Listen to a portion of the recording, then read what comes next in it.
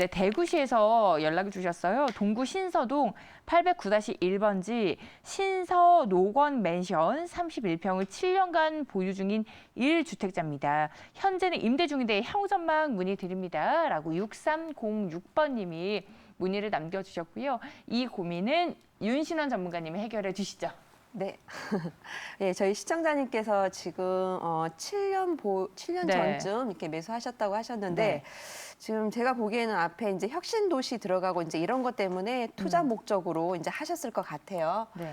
그래서 지금 이곳 같은 경우는 사실 좀 단기적인 뭐 시장으로 이제 본다기보다는 좀 네. 중장기적으로 봐야 되지 않냐 이렇게 봐집니다. 그 이유가 왜냐하면 첫 번째는 우리가 이제 전망을 볼 때 주변에 뭐 재건축 여부를 좀 봐야 되겠고요.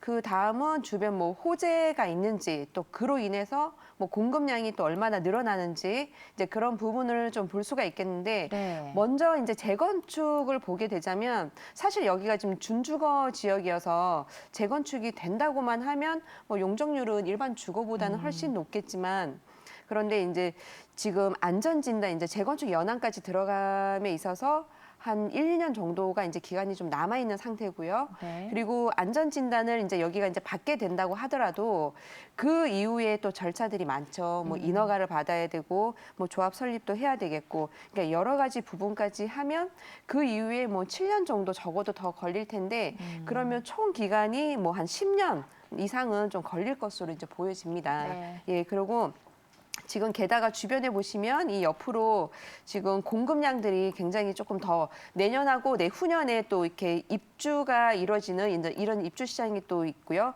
그리고 요 앞으로는 또 혁신도시가 있죠. 근데 사실 지금 혁신도시 경우도 지금 모두 채워져 있는 그 상황이 아니거든요. 네. 그래서 여기도 이제 다 이제 채워지려고 하면 좀 기간이 그래도 어느 정도는 좀 소요가 될 것으로 지금 보여집니다. 네. 그렇기 때문에 아무래도 이 시장에서 지금 바로 좀 탄력을 받아서 좀 이슈화가 돼가지고 여기 집값 상승을 이제 좀 바라기에는 조금 기간이 소요될 것으로 보이기 때문에 지금 사실 우리 시청자님께서는 뭐 한 2, 3년 전에만 네. 다른 것으로 지금 요거를 좀 매도를 하시고 갈아탔더라면 아. 좀 더 이렇게 차익을 보고 좋지 않았을까 아, 예, 네. 그런 생각이 들지만 지금이라도 좀 늦진 않았으니까 아마 좀 투자에 이제 목적이 있다면 좀 투자할 만한 그런 좀 빨리 단기적으로 투자가 될 만한 그런 네. 곳을 좀 알아보시고 좀 움직여 보시는 것도 좋을 것으로 보여집니다. 그렇군요. 네. 그렇다면 이 시점에서 단기적으로 투자가 가능한 곳이 어딜지 이제 우리 시청자분이 이런 것들이 궁금하실 거예요. 이러한 좀 상세적인 내용이 궁금하시다면 여러분들도 전화를 통해서 고민 남겨주세요. 02-2000번에-4889번으로 함께하고 있고요. 대구 이야기가 나왔으니까 대구 이야기를 조금 더 해보도록 하겠습니다. 요즘에 이제 대구에서도 종부세 부과 대상이 되는 9억 원이 넘는 아파트들이 계속해서 속출하고 있습니다. 계속해서 이러한 흐름이 이어질지 대구의 주택시장 향후 전망은 우리 송병현 전문가님이 짚어주세요. 네. 네. 자, 대구 하면 지금 네. 서울 강남 못지않게 가격대가 오르고 있는 지역으로 치면 네. 대구 수성구, 네. 만촌동 일대 네. 이렇게 들 수 있을 것 같고요. 지금 대구 자체적으로 보면 실제로 혁신도시 아까 지금 시청자님이 말씀하셨던 이쪽 혁신도시 쪽으로는 신규 물량이 좀 있었는데 네. 대구 자체적으로 보면 물량들이 공급 물량이 굉장히 적은 시장이었습니다. 네. 그리고 대구 자체적으로 좀 달서구 쪽으로 이 남북구 쪽으로 들어가게 되면 일부 이렇게 월배 쪽으로 해서 조금 공급되는 월성동 쪽으로 해서 공급되는 양 빼고는 대구 자체가 지금 한 10여 년 동안 공급량이 굉장히 없었던 시장이었어요. 이 시장에 서울 수도권의 집값을 잡겠다고 한 그 시장으로 아파트 시장, 주거지 시장이 확 뛰니까 이 여파를 받아서 대구는 그야말로 공급량이 굉장히 줄어들고 없었던 시장, 그리고 신규 물량이 없었던, 그리고 거주 요건 개선이 이루어졌는데 개선이 안 이루어지기 거의 10년 가까이 안 이루어지고 있던 시장에 네. 그야말로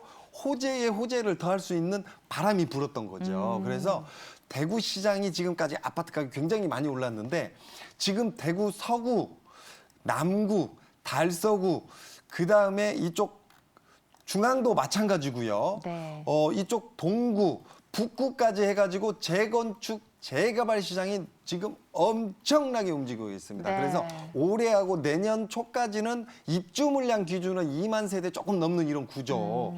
굉장히 어떻게 보면 평균 기준으로 잡더라도 그닥 많이 안 늘어난 구조인데 내년, 내후년 그 다음부터는 지금 인허가 물량에 공급된 분양 물량까지 치게 되면 내년, 내후년 그 이후부터는 굉장히 입주 물량이 좀 많아지는 이런 구조를 띠고 있다 이렇게 네. 볼 수 있기 때문에 대구 시장 전반적으로 봤을 때 대구를 중심으로 동서로 좀 나눠지는 시장이라고 볼 수 있고요. 네. 물론 아까 전주 시장 말씀드렸듯이 네. 가격이 어느 정도 호가 시장 굉장히 많이 올라간 시장에서 폭락장이 오더라도 떨어짐의 어떤 가격 저항력이 굉장히 많습니다. 그래서 급격한 폭락 시장은 안 오더라도 당분간 대구 기준으로 보면 서부권 같은 경우 가격 조정을 좀 받거나 보합세에서 좀 멈춰 있는 시장을 볼 수 있고요. 네. 동구 쪽이나 북구 쪽으로는 가격대가 좀 더 올라가 줄 수 있는 지금 현재 2, 3년 사이에 급격히 올라온 시장만큼 급격히 올라가는 시장은 아니더라도 네. 호가 혹은